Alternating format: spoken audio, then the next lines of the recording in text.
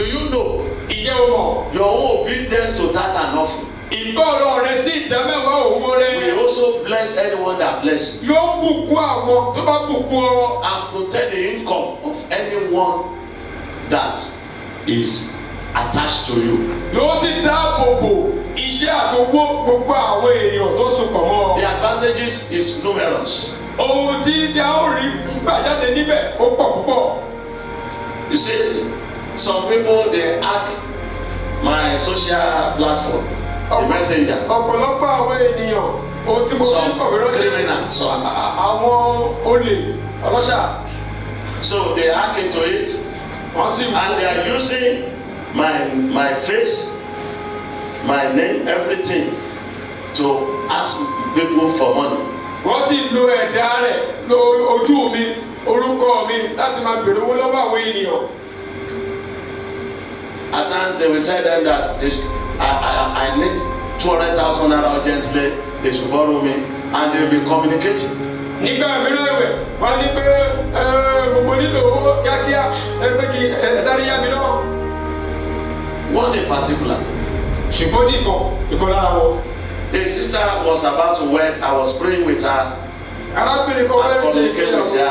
her in Mo ń gbàdúrà pẹ̀lú arábìnrin náà mo sì bá wọn sọ̀rọ̀ through the Facebook messenger. ní àkọ́ránṣẹ́ ti Facebook. They now hack into it. They are seeing our communication. Wọ́n rí ọ̀rọ̀ tá a jọ ń kọ ránṣẹ́ síra wa. They now took over where I stopped. Ibi tí mo ti gbé dẹ́nu dúró wọ́n sì bẹ̀rẹ̀ láti bẹ̀. That's why I said I should be interceding for her because of her marriage. I said no problem. Ìyẹn ní kí n máa gbàdúrà fún wọn nítorí ìgbéyàwó mo ní kò sí ìṣòro. The next thing, Ohun tí ó tẹ̀lé they now send message to that person. wọ́n sì wá kọ́ ọ̀rọ̀ ránṣẹ́ sí ẹni When náà. do you say it's your marriage? Nígbà wo ni wọ́n pé ìgbéyàwó rẹ̀ yóò wáyé? So I said, Daddy, it is so time. Ìyẹn sọ pé dádì bàbá ìbáyìí ni. He said, okay, I'm going to the mountain, Ó ní mo lọ sórí òkè. but I will need 200,000 Mo wà nílò 200,000 for the journey. fún ìrìnàjò náà. And that's why I said, Daddy, Ìyẹn sọ pé àdádì you know I'm preparing for the wedding. ẹ mọ̀ pé mo múra fún ìgbéyàwó. I cannot get more than 100,000. Mo lè ní kọjá 100,000. He said, okay, send that one. Ó ní ó dáa fìyẹn ránṣẹ́. We will manage it. A ó I will máa look tún for bẹ́ẹ̀. another one. Màá tún wá mìíràn. So that one now said, Daddy, are you still using your account? Ìyẹn sì wá sọ pé Your bàbá bank account? ìjẹ́ ń lo àpò ìfowópamọ́ yín. And they say, no, Wọ́n ní bẹ́ẹ̀ kọ́. that one, they don't get problem. Ìyẹn ó ti ní ìṣòro. It's another one I'm using now. Ìmíràn ni mò ń lò nísinsìnyí. So they now send an account. Wọ́n sì wá fi nọ́mbà They ránṣẹ́. send account of a pastor. Wọ́n sì fi nọ́mbà olùṣàgùtàn kan ránṣẹ́. And that one, he said, Daddy, Dádì this is not your name. orúkọ yín kọ́ He said, lélẹ́yìí. yes. Ó ní bẹ́ẹ̀ ni. My own account has trouble now. Àpò So I'm ìfowópamọ́ using the account of my friend. àkáǹtì ọ̀rẹ́ mi ni mo lò. I will get it, just send it there. Fi síbẹ̀ owó rí gbà lọ́wọ́ rẹ̀. During this time, I don't hear anything. Ní àkókò yìí kò gbọ́ oko. I did not see the message. Èmi ò sì rí ọ̀rọ̀ tó kọ ránṣẹ́. The sister now went to the bank. Arábìnrin sì lọ sí ilé ìfowópamọ́. He sent me 100,000. Ó sì fi owó yìí ránṣẹ́.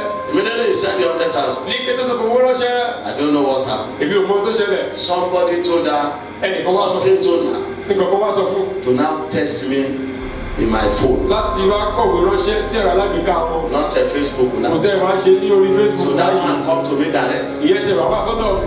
I said, Daddy, Mo sì wá dádì. the money you say I should send to Pastor Agani, I send it Owó to. tẹ ní kí n fi ránṣẹ́ sí ẹ̀rọ ìṣàkóso yẹn mo ti fi ránṣẹ́ o. I know very well. Which one is Pastor Agani? Mo sì wá wípé ta ló jẹ́ pásítọ̀ Àjàyí. And I called the person immediately. Mo sì wá pé ẹni náà. I said, I replied, I don't know Pastor Ajayi. I don't even understand what you are saying. Ohun tó sọ òye bí okun òmìnira tó ń jẹ́ pásítọ̀ Àjàyí. She now called me back that day, but you are the one that said you want to go to mountains. Ẹ̀yin ẹ̀ tó pẹ́ ìtọ́jú orí òkè wo. The only mountain I have is Lagos Island. Orí èkó tó lọ́kọ̀ tó mo ní Lagos Island. She now explained what happened. Ó sì wá sọ ohun tó ṣẹlẹ̀. Well, as God will have it, Tí Ọlọ́run ó ti ṣe. she was still in the bank compound. Ó sì wà ní ilé ìfowópamọ́ nígbà náà. So she rushed back to the bank Ó sì sá padà sí ilé ìfowópamọ́. and told them, Ó sọ fún wọn. and they blocked the money. Wọ́n sì gbàdá owó náà dúró. Praise the Lord. Ẹ̀yin olúwa. Another person coming from US. Ẹnìkan tó pè mí láti US. I said, something is happening. They are hacking you or something. Wọ́n ní ìkọ́ ṣẹlẹ̀ o, ẹ̀yin lẹ́nu kọ̀wé ránṣẹ́. I just greet that one Mo ṣàkí and eléyìí. they took over. Wọ́n sì gbà ìgbà láti bẹ̀. and said that one also should send 200,000. wọ́n ní kí ẹ náà fi 200,000 That's why I ránṣẹ́. say, Pastor, you know that I want to do the burial of my. olùjọ́ àpèkọ́ mọ̀ pé mo bá yín sísí kú. I said, no, I need it. No. wọ́n nílò ẹ̀ ní ìsinsìnyí I will give you back. wọ́n fún ọ padà. That one, can you give me back money? He said, yeah. I said, money. Immediately you come back from US, I will return it. That one now say, okay, send your account.